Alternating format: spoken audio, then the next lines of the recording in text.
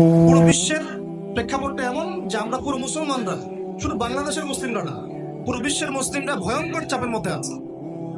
ওরা অর্থনৈতিক আগ্রাসনের মধ্যে রেখেছে, রাজনৈতিক চাপের মধ্যে রেখেছে। ওরা মুসলিমদের মাঝে আপোষে হানাহানি মারামারি লাগিয়ে রেখেছে। শিক্ষা থেকে ইসলাম উঠাচ্ছে, অর্থনীতির মধ্যে সুদ ঢোকাচ্ছে, সংস্কৃতির মধ্যে জেনা ঢোকাচ্ছে। এই সময় বসে বসে আমরা আমাদের ভাইদের এই দোষটা শুরু করছি, এই সময় বসে বসে।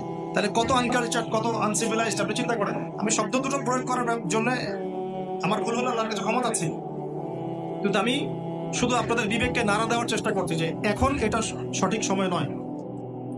এখন নয়, এটা সাহাবীদের যুগ নয়, এটা ইমামদের যুগ না, এটা মুহাদ্দিসের যুগ না, যখন একদম চুল ছেঁড়া বিষয়গুলোকে নিয়ে আমাদের একদম সবার মধ্যেই ফেরকাবাজি, বিভক্তি সৃষ্টি করতে হবে, ঐক্য বিনষ্ট করতে হবে।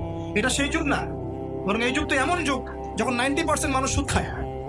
তা আপনি যদি এতই মানুষের ভুল চর্চা নিয়ে ব্যস্ত থাকেন, তাহলে পলিটিক্যাল অ্যানালিসিস গুলো করেন, যে কত বড় সাহস। কে নিয়ে সমালোচনা করে, দেখি কত বড় সাহস।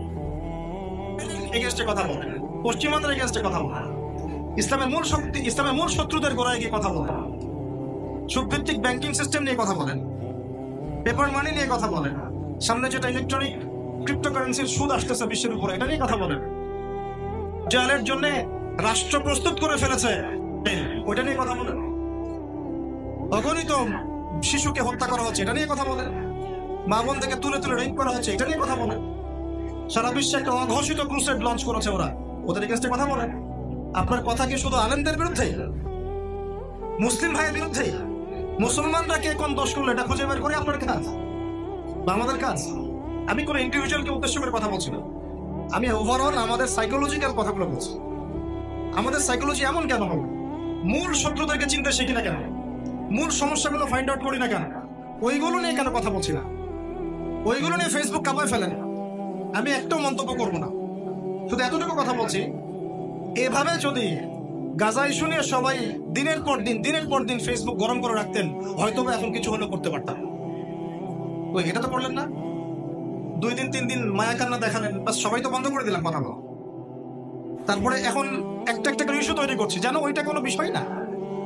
স্ক্রল করবো, দেখবো হ্যাঁ এতজন মারা গেছে, 11,000, কালকে 11,500, কালকে 12,000, ব্যাস। রাত্রে একটু কোনোদিন নাজলা পড়ে দিলাম, নামাজের পরে একটু দোয়া করে দিলাম। আর দোয়া তো আমার কবুল হচ্ছে না, আমি তো বুঝতেই পারছি, কারণ আমার রিজিকের মধ্যে হারাম আছে, আমার রিজিকের মধ্যে যে সুদ আছে তো আমি জানি। কেউ মুক্ত নই, আল্লাহ পাকের কোনো পরোয়া নাই যদি বাংলাদেশের মানুষ দিন কায়েম না করে, যদি বাংলাদেশের মানুষ দিন না পালন করে, দিন পালনের, প্রচারের, প্রসারের, কায়েমের প্রচেষ্টা না চালায়, আল্লাহ পাকের কিছু যায় আসে না। মক্কাবাসী কবুল করে নেই, আল্লাহর কিছুই যায় আসে নাই। আল্লাহ পাক মদিনাবাসীকে তৌফিক দিয়ে ধন্য করেছে। ইসলামের ইতিহাসের প্রথম ইসলামিক স্টেট মক্কা নয়, প্রথম ইসলামিক স্টেট মদিনা। দারুল আরকাম ছিল যেমন মক্কায়, মদিনায় গিয়ে নবী সাল্লাল্লাহু আলাইহি ওয়াসাল্লাম আগে মসজিদে নববী নির্মাণ করলেন। জ্ঞান চর্চা, ওই যে প্রথমে বলেছি ইলমের চর্চা, কিন্তু ফাংশন চেঞ্জ হলো। কিরকম চেঞ্জ হলো? দারুল আরকাম শুধু দিনই জ্ঞান শিক্ষা, তাসকিয়া, দাওয়াত, এই মেহনতের একটা মার্কাজ ছিল, কিন্তু মসজিদে নববী শুধুমাত্র দাওয়াতের মার্কাজ ছিল না, আর ওই মার্কাজ থেকে জিহাদের মুভমেন্ট গুলো হয়েছে। পার্থক্য বুঝতে পারছেন? ওইখানে মসজিদে নববী কিন্তু শুধুমাত্র দাওয়াত, ইলমের প্রচার প্রসার, তাসকিয়ার মার্কাজ নয়, ওখান থেকেই পররাষ্ট্র নীতি অবলম্বন করা হচ্ছে, ওটা একটা সংসদের রূপে কাজ করছে। কোন জায়গাটা? নববী, মসজিদে নববী। এখন অবশ্য এটা নাই, এখন অবশ্য এটা অ্যাজ এ পার্লামেন্ট কাজ করছে না, করছে কি? রাসূল সাল্লাল্লাহু আলাইহি ওয়াসাল্লামের যুগে সেখানে দিনের জ্ঞান শিক্ষা দেওয়া হতো, দার্স হতো, মানুষ ইতিকাফ করতো, সালাত করতো, তিলাওয়াত করতো, জিকির করতো, পাশাপাশি ওইখান থেকেই সামরিক বিষয়গুলো মীমাংসা করা হতো, সৈন্য পাঠানো হতো, দাওয়াতের মেহনত হতো, ওখান থেকে জিহাদের মুভমেন্ট হতো। এখন কি সেটা হচ্ছে? তাহলে ফাংশন পার্থক্য বুঝতে পারলেন? মদিনা হলো প্রথম ইসলামিক স্টেট, তারপর নবী সাল্লাল্লাহু আলাইহি ওয়াসাল্লাম রাষ্ট্রটাকে ঢেলে সাজালেন। প্রথমে আনসার আর মুহাজিরদের মধ্যে ভ্রাতৃত্বের বন্ধন সৃষ্টি করলেন। কেন এটা জরুরি? কারণ জনগণের মাঝে যদি ঐক্য না থাকে, আপনি জনগণকে নিয়ে দিন কায়েম করতে পারবেন না। এটার অভাবেই তো আমরা ভুগছি, এই কারণেই তো পারছেন না বা পারছি না। পারবেন কিভাবে? আমরাই তো আমাদের শত্রু হয়ে গেছি, আমরা এমন ভাবে আমাদের শত্রু হয়ে গেছি যে মনে হয় যে কারো মান সম্মান হানি করাটাকে মানুষ সওয়াবের কাজ মনে করেন, তাই না? কোন এক ভাই একটা ভুল করেছে মনে করেন, হতেই পারে, বা পাপও করেছে মনে করেন, পাপ করতেই পারে। তো প্রথম দায়িত্বটা আমাদের এখন হয়ে গিয়েছে এই যুগে এসে, ওই পাপটাকে সরোয়ার্দী উদ্যানে গিয়ে 1 লাখ মানুষকে জড়ো করে বলতে হবে যে আমার অমুক ভাই আব্দুল্লাহ এই পাপটা করেছে। ওই সরোয়ার্দী উদ্যান হচ্ছে এখনকার ফেসবুক। বোঝাতে পারছি না মনে হয়। আপনার এক ভাই ভুল করেছে, আপনি তাকে কিছু বললেন না, তাকে নকও করলেন না, ভুল সংশোধনও করলেন না, তাকে বললেন না যে ভাই আপনার এই কাজটা ভুল হচ্ছে, আপনি ইসলাম করলে ভালো হয়। সে জানলেও না, বরং আপনি 1 লাখ মানুষের সামনে গিয়ে বললেন, এই শোনো আমার অমুক ভাই আব্দুল্লাহ এই ভুল করেছে। কত বড় ননসেন্স আপনি চিন্তা করেন, কত বড় কমন সেন্স একজন মানুষ, আনকালচার্ড, আনসিভিলাইজড। আমার ওয়ার্ডগুলোতে রাগ করতেছেন? ওই এক ভাই, ওই যে ভাই মাথা নাড়ছেন, ধরুন মনে করেন এক্সাম্পল দিচ্ছি যে ভাই একটা ভুল করেছে, নাকি কেউ ভুল করবে না? এমন একজন মানুষ দেখান, একজন আলেম দেখান যিনি ভুল করেন নাই। সাহাবীদের যুগে সাহাবীদের দ্বারা ভুল হয়নি, হয় না? তো নবী সাল্লাল্লাহু আলাইহি ওয়াসাল্লামের কোন সাহাবী যখন ভুল করতেন, নবী সাল্লাল্লাহু আলাইহি ওয়াসাল্লাম নিশ্চয়ই মিম্বরে দাঁড়িয়ে বলতেন নাউযুবিল্লাহ যে শোনো আমার অমুক সাহাবী এই ভুল করেছে, বলতেন? বরং সর্বোচ্চ তিনি বলতেন কিছু কিছু মানুষ এরকমটা ভাবছে, এটা বলতেন। কিছু কিছু মানুষ এই কাজ করছে, তারা যেন এই কাজ থেকে বিরত থাকে। কখনো বলতেন না যে আমার অমুক সাহাবী এই শোনো অমুক তুমি এই কাজ করছো। আজকে আমরা পুরো আনকালচার, অসামাজিক কিছু মানুষের অ্যাক্টিভিটিস দেখলে মনে হয় ফেসবুকে যে উম্মতের ভুল ধরার দায়িত্ব তাকে দেওয়া হয়েছে, আর তাকে মনে হয় ইলহাম করা হয়েছে তো খুঁজে খুঁজে বের করবা যে আলেমগণ, দায়ীগণ, পীর সাহেবরা, হ্যাঁ, মুরব্বিয়ানে কেরাম, আমাদের ওলামায়ে কেরাম, কে কোন জায়গায় কি ভুল করলো সেটা তুমি সবার আগে দেখবা, সবার আগে ফেসবুকে এসে পড়বা। যে সবার আগে বলতে পারবে তার জন্য 1000 নাকি, দ্বিতীয়বার যে বলতে পারবে তার জন্য 900 নাকি, তৃতীয়বার বলতে পারবে তার জন্য 800 নাকি। ভাবখানা এরকম আর পুরা আনকালচার্ড মানুষ। অথচ যার ব্যাপারে সমালোচনা হচ্ছে তাকে কিন্তু সে কি ইনফর্ম করে নাই যে ওস্তাদ বা শাইখ বা ভাই এই প্রবলেমটা হচ্ছে, আপনি কি এটা সলভ করবেন কিনা, বা পরের লেকচারে বলে দিয়েন, বা পরের অ্যাক্টিভিটিস আপনি এটা ক্লিয়ার করে দিয়েন। এই জিনিসটা আমাদেরকে অসামাজিক বানিয়ে ফেলছে, অসামাজিক। ভাবখানা এমন যে সর্বপ্রথম যদি আমি ভুলটা ধরতে পারি তাহলে আল্লাহর কাছে বহুত বড় মর্তবা পাবো, এবং জনসমক্ষে এটা প্রচার করাটা বড় নেকির কাজ। এর দ্বারা উম্মতের বড় খেদমত হয়ে যাচ্ছে। আদতে কি হচ্ছে শোনেন, আদতে আম জনসাধারণের ইসলাম চর্চা, ওলামায়ে কেরাম, বক্তা, দায়ীদের সম্পর্কে বিরূপ ধারণা সৃষ্টি হচ্ছে। এটা বোঝার মতো হিকমত আল্লাহ আপনাকে দেয় নাই। কারণ নাম শুধু সুপুরুষদের মতো রাখলেই তো হয় না, ভিতরটাও সুপুরুষের মতো হতে হবে। বাইরে ভাবখানা দেখলে মনে হচ্ছে যে আমরা আমাদের তাকওয়া পরহেজগারিতা জাহির করার জন্য ফেসবুককে পেয়েছে। ফেসবুকে সবাই খুব পরহেজগার, খুব আল্লাহওয়ালা, সারা জীবনে যা করুক না কেন ফেসবুকে খুব পরহেজগার মশা, ওখানে কোনো পাপই না। ভাবখানা এরকম একটা। এতে কি হচ্ছে জানেন, আল্লাহ রাব্বুল আলামিন আপনার সম্মান কমিয়ে দিবেন, এবং যে ব্যক্তির নামে আপনি এই গীবত রচনা করছেন সে যদি অপরাধী না হয় তাহলে কাল কিয়ামতের মাঠে আপনার ভয়াবহ অবস্থা, মারাত্মক অবস্থা হবে। ওই দিন এই ঋণ আপনি শোধ করতে পারবেন। মাঝখান থেকে এতগুলো কেন কথা বললাম জানেন? উম্মার ঐক্য বিনষ্ট হচ্ছে এই অসামাজিক কাজগুলোর কারণে। আমরা উম্মাকে ঐক্যবদ্ধ করার আপ্রাণ চেষ্টা চালাচ্ছি, কিন্তু কিছু কিছু মানুষ সিলি কিছু বিষয় নিয়ে মানুষকে ব্যস্ত করে রাখছে। এগুলো কোনো তানহাউনা আনিল মুনকার হচ্ছে না, এটা অসৎ কাজে নিষেধ নয়, বরং এটা আপনি ফাসাদ সৃষ্টি করছেন। ঘরের সমস্যা ঘরে সলভ করতে হয়। আপনার যদি ওয়াইফের সাথে কোনো প্রবলেম হয়, আপনি কি এখন এই ওয়াজে এসে বলবেন যে আমার ওয়াইফের সাথে আমার এই সমস্যা হচ্ছে, শোনেন ভাই আপনারা শোনেন, আমার ওয়াইফের সাথে আমার বহুত সমস্যা চলছে, আপনি কি এখানে এসে কথা বলবেন? ঘরের সমস্যা ঘরে সলভ করবেন। সলভ না হলে ইসলামের শরীয়ত মোতাবেক রাস্তা আছে, ওই রাস্তায় যাবেন, বাস হয়ে যাবে। প্রত্যেক আলেমের বিরুদ্ধে, প্রত্যেক বক্তার বিরুদ্ধে, প্রত্যেক দায়ের বিরুদ্ধে এক শ্রেণীর মহল কাজ করতেছে। তো এগুলো আসলে কাজ করে না কাজ করায় কেউ, এটাও একটা প্রশ্নবোধক বিষয়। আমার তো মনে হয় কিছু মানুষ ইচ্ছাকৃতভাবে কাজ করায় এর পিছনে। নবী সাল্লাল্লাহু আলাইহি ওয়াসাল্লাম মদিনায় গিয়ে প্রথম মসজিদ নববী নির্মাণের পরেই আনসার আর মুহাজিরদের মধ্যে ভ্রাতৃত্বের বন্ধন স্থাপন করেছে। এই ভ্রাতৃত্বের বন্ধন যতদিন পর্যন্ত আমরা স্থাপন করতে পারবো না, এই গরম লেকচার দিয়ে কোনো লাভ নেই। মন ঠিক কর, কলমটা ঠিক করি ভাই, কলম ঠিক করি ভাই। যে ভাই সম্পর্কে আপনি খারাপ কিছু চিন্তা করছেন, হতে পারে সে আল্লাহর কাছে অনেক বড় মর্তবা অলরেডি লাভ করে ফেলবে। কাল কিয়ামতে সিংহায় ফুৎকার দেওয়ার পরে আপনার আমার কি অবস্থা হবে, এটাই ফিকির করার বিষয়। ও কি করলো, ওর কি পরিণতি হবে, এই জাজমেন্ট করার দায়িত্ব আল্লাহ আপনাকে দেন নাই। আমরা তো এমন হয়ে গেছি যে মানুষকে নিজে আল্লাহর আসনে বসে জাজ করা শুরু করে। ব্যাপারটা বোঝেন, নিজে আল্লাহ পাকের জায়গায় গিয়ে মানুষকে জাজ করা শুরু করতেছে। অনেকে তো আছে কথায় কথায় মানুষকে কাফের ফতোয়া দিয়ে ফেলছে, তাই না? কথায় কথায় মানুষকে জাহান্নামী বানানোর চেষ্টা করছি, এটা এই এটা সেই ও এমন। যতক্ষণ পর্যন্ত না সে ব্যক্তি বলে আরে ভাই আমার ভুল হয়েছে, আমি জাহান্নামী হয়ে গেছি, আমাকে মাফ করেন, ততক্ষণ সে ক্ষান্ত হচ্ছে না। কি একটা অবস্থা! সুবহানাল্লাহ। আর এগুলো আমরা করছি কোন সময়? যখন ঘরের পাশে আগুন লেগে গেছে। কোন সময় করছি? যখন কুফফাররা আমাদের বিরুদ্ধে ক্রুসেড রচনা করেছে। কোন সময় করছি? যখন আমার হকপন্থী ওলামায়ে কেরাম আস্তে আস্তে কমে যাচ্ছে। কোন সময় করছি? যখন আমরা সবাই সুদের মধ্যে নিমজ্জিত। কোন সময় করছি? যখন রাষ্ট্রীয়ভাবে আমরা একটা রাজনৈতিক তন্ত্রের মধ্যে আছি। কোন সময় করছি? যখন বৈশ্বিকভাবে আমরা চতুর্মুখী চাপের মধ্যে আছি। কোন সময় করছি? যখন মানুষ নামাজ ছেড়ে দিচ্ছে, মানুষ কোরআন তেলাওয়াত থেকে দূরে, মানুষ পর্দা থেকে দূরে। বাস্তবতার খবর আপনি রাখেন কি?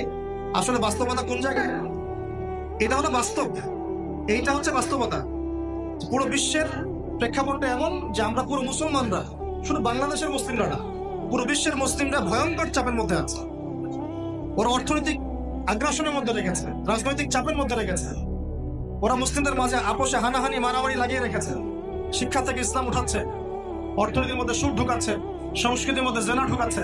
এই সময় বসে বসে আমরা আমাদের ভাইদের এই দোষচর্চা শুরু করছি, এই সময় বসে বসে। তাহলে কত আনকালচার, কত আনসিভিলাইজড আপনি চিন্তা করেন। আমি শব্দ দুটো প্রয়োগ করার জন্য আমার ভুল হলো, আল্লাহর কাছে ক্ষমা চাচ্ছি।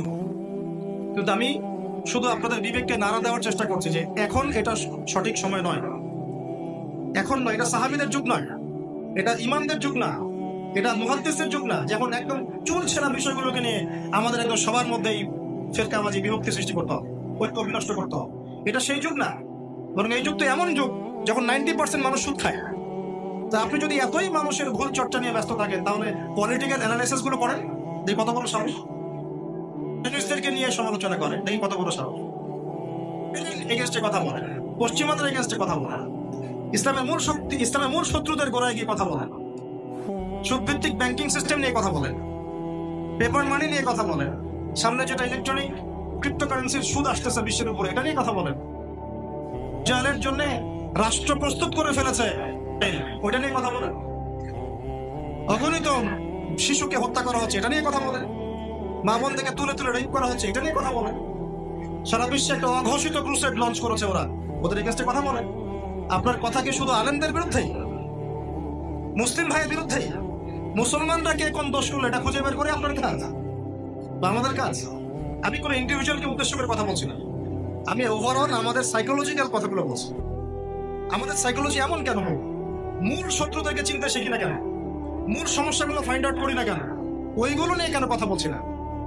ওইগুলো নিয়ে ফেসবুক কাঁপায় ফেলেন। একজন কবিকে নিয়ে আপনারা ফেসবুক এখন মাথায় ফেলছেন। আমি একটাও মন্তব্য করব না, শুধু এতটুকু কথা বলছি, এভাবে যদি গাজা ইস্যু নিয়ে সবাই দিনের পর দিন ফেসবুক গরম করে রাখতেন, হয়তো এখন কিছু হলেও করতে পারতাম। ওই এটা তো করলেন না, 2 দিন 3 দিন মায়া কান্না দেখালেন, বাস সবাই তো বন্ধ করে দিলাম কথা বল। তারপরে এখন একটা একটা করে ইস্যু তৈরি করছি যেন ওইটা কোনো বিষয় না।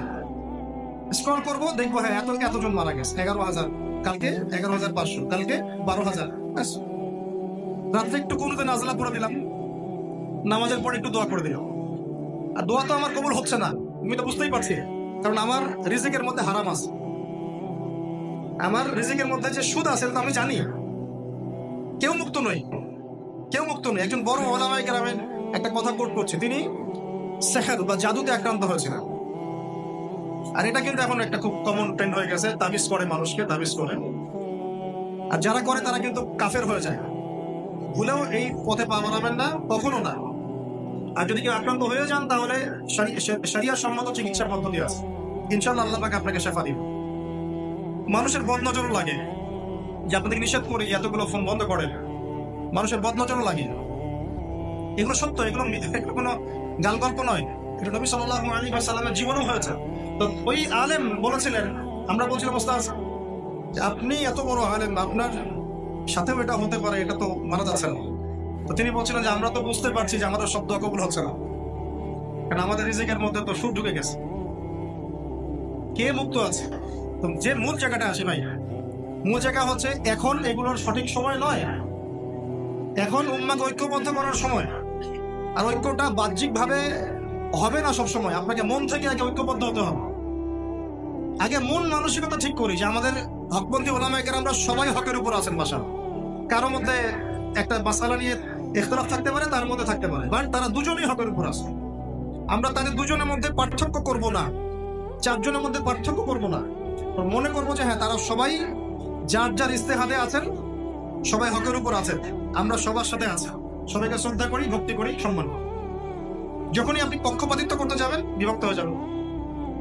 আর কারা হকের উপর আছে এটার জন্য সিরাত আছে, কোরআন আছে, হাদিস আছে, এবং বরেণ্য উলামায়ে কেরামের সোহবত আছে। এর মধ্য দিয়ে আমরা জানবো, বুঝবো ইনশাআল্লাহ। এই বুঝটা তো আমাকে অর্জন করতে হবে। আল্লাহ পাক কি আমাকে গরু ছাগল করে পাঠিয়েছে? আমি তো ইনসান, আমার তো বুঝ আছে, আমার তো বিবেক আছে। আল্লাহ পাক আমাকে জ্ঞান দিয়েছেন, পড়াশোনা করার তৌফিক দিয়েছেন। আমি স্টাডি করে গবেষণা করে দেখবো কোনটা হকের বেশি কাছাকাছি। তো পয়েন্টে আসি, অনেক লম্বা হয়ে যাবে না।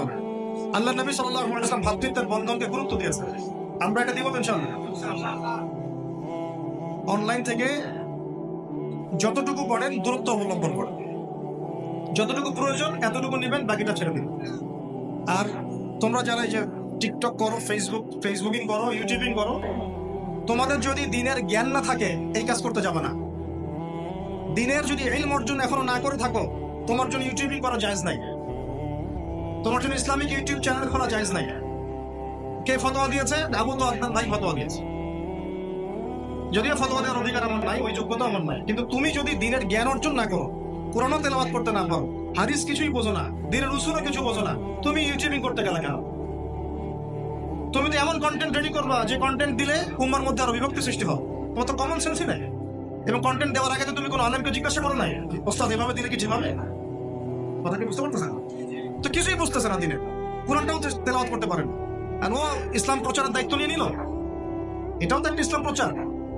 আমি যদি দিনের কোনো জ্ঞানই অর্জন না করি, আপনি কি আমাকে চেয়ারে বসতে দিবেন? বা এটা যোগ্যতা কি আমার থাকবে? এটা কি করা আমার উচিত হবে? একই জিনিসটা আপনারা ফেসবুকে করছেন। আর এখন তো মাশাআল্লাহ সবার হাতে হাতে চলে গেছে। গরু, ছাগল, হাঁস, মুরগি সবাই লাইভে চলে আসে। গরু এসে বলে হাম্বা, ছাগল এসে বলে ম্যা ম্যা, মুরগি এসে কক কক করে, যে যার মতো করে লাইভ করা শুরু। কিন্তু আপনার ওই বিষয়ে জ্ঞান আছে কিনা? গাজা ইস্যু নিয়ে, আরব রাষ্ট্র নিয়ে একজন লাইভে চলে আসলো, দেখলেন কি হল? একজন চলে এসে বললো সালাউদ্দিন আইয়ুবী আকিদা ঠিক না, আরেকজন এসে বললো এই, আরেকজন বললো সেই। আসলে বিষয়গুলোর অ্যানালাইসিস করবে কারা? মুহাক্কিক আলেমগণ, মুহাক্কিক ওলামায়ে কেরাম। তো তাদের মন্তব্যের দিকে আপনারা তাকিয়ে থাকবেন, নিজেরা মন্তব্য করার দরকার তো নাই। আগে দেখি না বরেণ্য ওলামায়ে কেরামগণ কি বলেন, তারা কি লিখেন, তাদের পত্রিকা কি বের হয়, তারা কি মন্তব্য করে, তারপরে না আমি একটা জায়গায় যেতে পারবো। সুবহানাল্লাহ, এই করতে করতে এমন বিক্ষিপ্ত একটা অবস্থা অনলাইনে সৃষ্টি হয়েছে, এখানে কনস্ট্রাকটিভ কিছু পাবেন না। এই জন্য বলি যতটুকু কল্যাণ নিয়ে বের হয়ে চলে আসেন, ওর থাকারই দরকার নাই। কিতাব নিয়ে পড়ে থাকেন, কিতাব বই পড়েন, বেশি বেশি বই পড়েন। আল্লাহ পাক আমাদেরকে তৌফিক দান করুন। ইউটিউবার, ফেসবুকারদের আমার কথায় মন খারাপ করা যাবে না। যদি কোনো কথা বলে থাকি আপনাদের কল্যাণের জন্য, বিকজ যদি আপনারা ভুল কিছু প্রচার করেন, ভুল কন্টেন্ট বানান, ভুল সময়ে ভুল কিছু প্রচার করেন, ভুল সময়ে ভুল কিছু প্রচার করেন এবং মানুষকে ওইদিকে ব্যস্ত করে রাখেন, কিয়ামতের মাঠে পাই পাই হিসাব দেওয়া লাগবে। ওটার প্রস্তুতি আপনার থাকা চাই, কি হিসাব দেবে না। তো এই কাজ দাওয়াতের কাজ, এটাও একটা দাওয়াতের কাজ। এই দাওয়াতের কাজ করতে গিয়ে যোগ্যতা অর্জন করতে হবে। আমি নিজে 100 জন না, সম্ভবত 87 কি 90 জন, এতজন ইউটিউবারের ওই পরীক্ষার থেকে ভাইভা নিয়ে 10-15 জনকে ডেকেছিলাম একদিন। দেখি তারা দিন প্রচার করতে চায় কতটুকু যোগ্যতা আছে। 10-15 জনের মধ্যে মিনিমাম 12 জন কোরআন তেলাওয়াত করতে পারেনি। কি বুঝলেন? আমি দিন প্রচার করতে চাই, আমার কোরআন তেলাওয়াত শিখতে হবে না? আমাকে দিনের বেসিক জ্ঞান অর্জন করতে হবে না? আমার তো একটা কমন সেন্স থাকতে হবে দিনের, যে আমার কখন কি কিভাবে প্রচার করতে হবে। এই হিকমা, এটা কিন্তু হিকমা বলেন, প্রজ্ঞা। এই প্রজ্ঞা কি ইলম অর্জন ছাড়া অর্জন হয়? ইলম তো অর্জন করতে চাচ্ছ না, কেন আসলা? এটা আর্নিং সোর্স? দরকার নেই তো আমার আর্নিং সোর্স। প্রয়োজনে আমি অন্য করে ব্যবসা করে খাবো, ওটাই কি আমার একমাত্র আর্নিং সোর্স? তো আমরা আসলে এগুলো আমাদের কন্ট্রোলে নাই, আমি জাস্ট আমার মতো করে বলছি। কিন্তু যদি আমাদের ক্ষমতা থাকতো, কন্ট্রোল থাকতো, এই সামাজিক যোগাযোগ মাধ্যমগুলো ব্যবহার করার মূলনীতি দেওয়া থাকতো, এই যোগ্যতাগুলো অর্জন না করলে কারো হাতেই এই ডিভাইস যাবে না। এটা চায়নাতে আছে, রাশিয়াতে আছে, সবাই গণহারে ইউজ করতে পারে না। ইউজ করতে হলে একটা ক্রাইটেরিয়া থাকে, এই যোগ্যতা অর্জন করে তারপর তোমাকে এখানে এনরোল করতে হবে। বেশি না, দিয়ে দেন কোরআন, হাদিস, জিওপলিটিক্স, সাধারণ জ্ঞান, অর্থনীতি, এগুলো বেসিক কিছু প্রশ্ন দিয়ে দেন, সিলেবাস দিয়ে দেন, দিয়ে বলেন এটা পড়াশোনা করে যারা টপ 80 হবে, টপ 100 হবে, এদেরকে দেওয়া হবে অনুমোদন। দেখেন কতজন তারপরে ফেসবুক ইউজ করতে পারে। বুঝতে পারছেন? একটা যোগ্যতার লেভেল দিয়ে দেন। এই বয়সের আগে স্মার্টফোন না, এই বয়সের আগে ফেসবুক না, এই যোগ্যতার আগে ইউটিউবিং না। এগুলোর যেমন পজিটিভ দিক আছে, নেগেটিভ দিকও আছে। নেগেটিভ দিক অনেক বেশি পজিটিভের চাইতে, নেগেটিভ দিকটা অনেক বেশি পজিটিভের চাইতে। বাংলাদেশে কোনো আলেমের চরিত্র হনন করতে ফেসবুক বাকি রাখে নাই। বাংলাদেশে কোনো আলেমের, ইনক্লুডিং মি অলসো, কোনো আলেমের চরিত্র হনন করতে ফেসবুক বাকি রাখে নাই। যে কোনো আলেমের নাম বলেন, দেখবেন তার চরিত্রের বিপরীতে আপনি 10টা কথা পাবেন। তাহলে ভাগ্য ভালো 4 ইমাম এখন বেঁচে নেয়, ভাগ্য ভালো। যদি থাকতো তাহলে দেখতেন 4 ইমামকে নিয়ে ফেসবুকে শুরু হয়ে গেছে অনলাইনে। আল্লাহর ওয়াস্তে এগুলো বন্ধ করে, এখন এগুলো সঠিক সময় নয়। উম্মার খুব দুরবস্থা চলতেছে, পশ্চিমাদের আগ্রাসন চলতেছে, যুদ্ধ লঞ্চ করছে তারা, গোপন প্রকাশ্য, বাণিজ্যিক, অর্থনৈতিক, সামরিক, সব রকম যুদ্ধ তারা মুসলমানদের বিরুদ্ধে লঞ্চ করে দিয়েছে। আবার বলছি, গোপন, প্রকাশ্য, বাণিজ্যিক যুদ্ধ, অর্থনৈতিক যুদ্ধ, সামরিক যুদ্ধ, সবই তারা মুসলমানদের বিরুদ্ধে এখন লঞ্চ করেছে।